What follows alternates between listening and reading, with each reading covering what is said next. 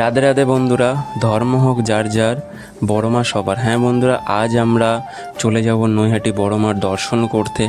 আমরা এখন আছি বিধাননগর স্টেশনে। এখান থেকে টিকিট কেটে নিয়েছি, কিছুক্ষণের মধ্যেই আমাদের ট্রেন চলে আসবে। তো যাওয়া যাক।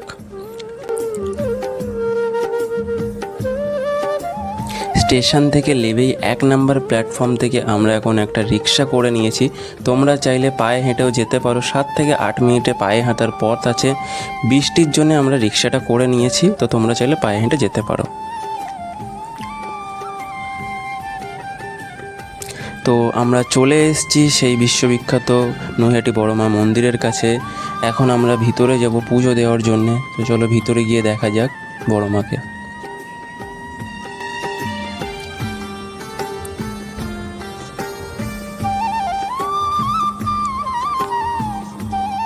মন্দির থেকে 4-5 মিনিট সামনের দিকে আগিয়ে আসলেই দেখতে পাবে এত সুন্দর একটা গঙ্গার ঘাট, যেখানে তোমরা এসে দেখতে পারো। খুবই সুন্দর একটা ঘাট আছে।